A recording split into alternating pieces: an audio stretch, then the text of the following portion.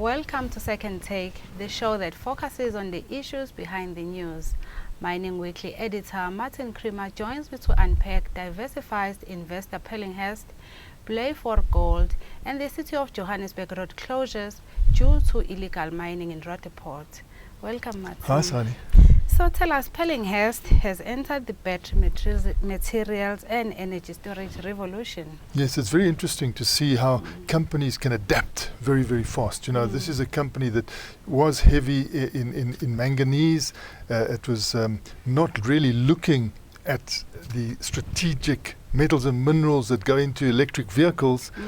Now there's a sudden change. They've done a big investment in Canada with graphite, but not only just ordinary graphite, beneficiated graphite, which is probably going to be fed into the North American market, but they're holding tightly onto Sedibelo in South Africa, where they want to make sure that that platinum revolution also takes place, where that platinum goes into the fuel cells.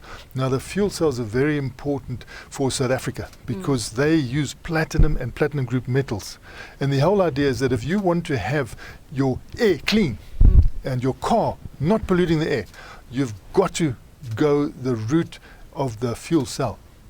Now what happens is, the idea is that you take sun energy and you take wind energy. You get that electricity, which is clean. You put it through water. And that electrolysis, which also uses platinum and iridium, which is good for South Africa, then produces hydrogen. Hydrogen is the most abundant gas on Earth. You then take that hydrogen, you put it into a fuel cell, hopefully with South African components one day, and the platinum catalyzes that hydrogen.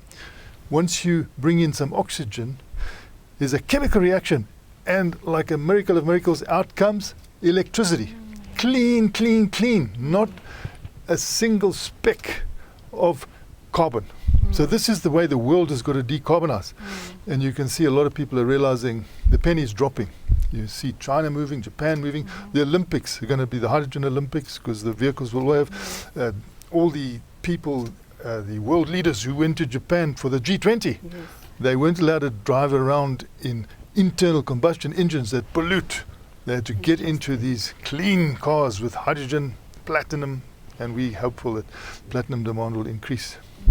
And then when we move along to the issue of South Africa being the second highest resources, South Africa has the second highest resources next to Australia. But tell us about the interesting news from the Blyvoor Gold in South Africa. You know, this is fantastic. We have a lot of gold mines around here that, with some smart and not radically changed approach to mining, can really produce gold at low cost.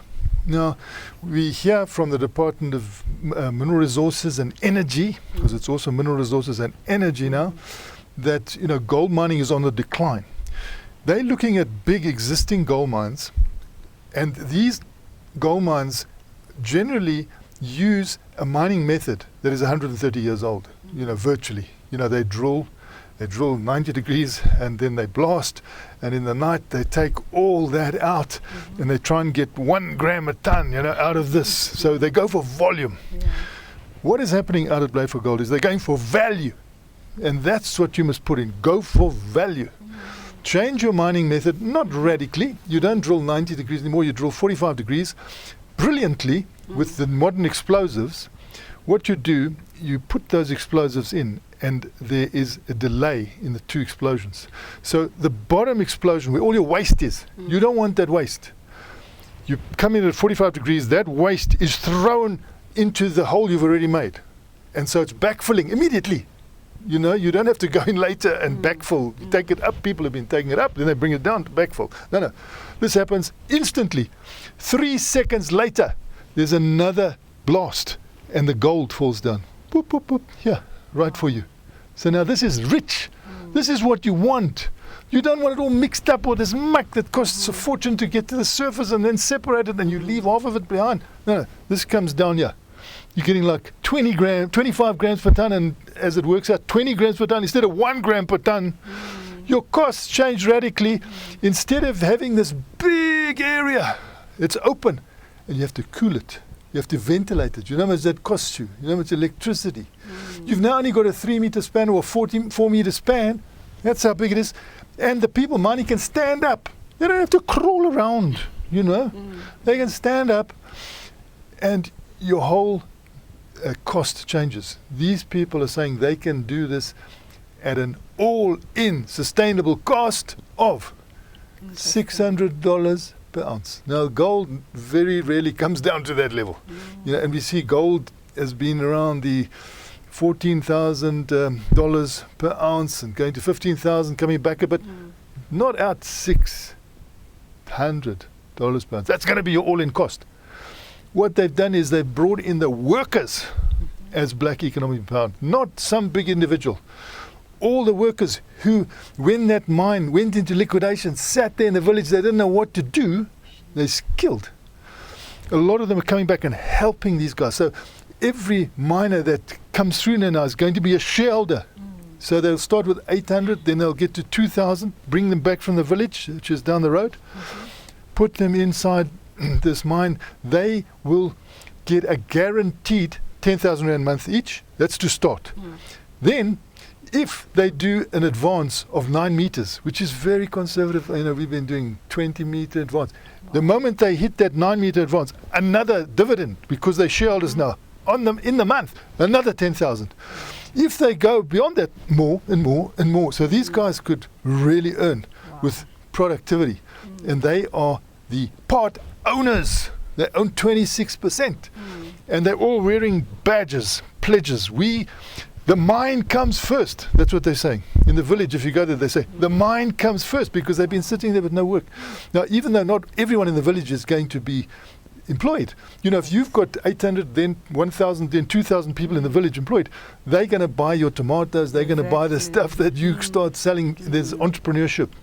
Now, they're saying this can be done not only at Blyvoor Gold, you can go to a lot of places and do the same.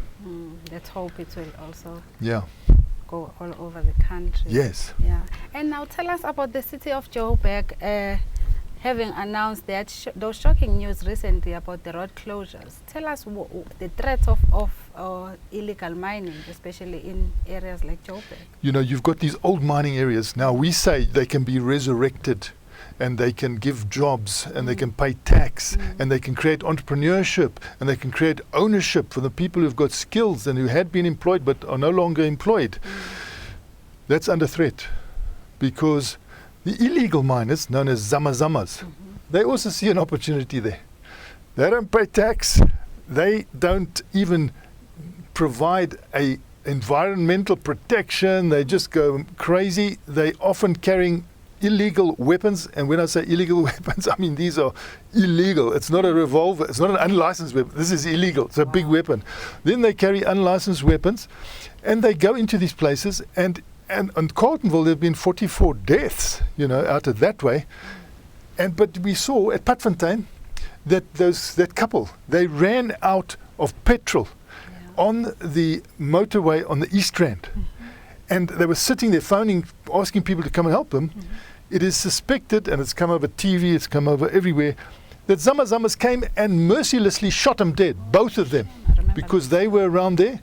And they thought, oh, these people have got something to do with the gold. They shot them dead. Now, this is the risk you run. Now, the mayor of Johannesburg, Herman Mashaba, he's had to close roads on the other side, the West Rand, in the Roodepoort area, because of the danger these zamazamas are presenting. The squatter camps where the zamas live apparently are just spreading. These guys are ready for action. They want to take over these old mines. The police reportedly stand and watch them. And even when these illegal miners come in with unlicensed weapons, with illegal weapons, and when I'm saying illegal, these are big things, and they fire shots. When shots are fired into the air as warning shots by paid security companies protecting assets that are going to pay tax and give proper jobs that will be tax paying and build the country's economy and keep the environment good and obey all the laws, the police watch the zamas, do not take their weapons, but in incidents where the guards are fired into the air with legal weapons, the police confiscate those weapons. So this is something that needs some urgent action, because we're saying we can develop jobs and everything, but you won't be able to do it in this situation. And with people dying, you know, you've got to really move, and the police have got to change their attitude. They say this is an army matter. You know, I don't think enforcing licensed weaponry is an army matter. And stopping illegal weapons, I don't think that's an army, that's a police. You've got to uphold the law. Also, when communities, and we've got pictures of these people in the communities pleading for something to be done about the Zamazamas, because now they're being threatened. Their livelihoods, which were supposed to come back, are being threatened. So you find that a lot of the prospective employees now that have got skills, they used to work in the mine, they can come back. They are resisting like crazy. They're sending out open letters to the police. You've got to do something. They're saying, if you don't do something, we're going to go higher. We're going to go higher, because something has to be done about this. So hopefully the scourge will be ended soon. Thanks for chatting. It's a great pleasure, Sani. That's it for today. Join us again next week for more news analysis on the local and global mining industries. Don't forget to listen to the audio version of our Mining Weekly daily email newsletter.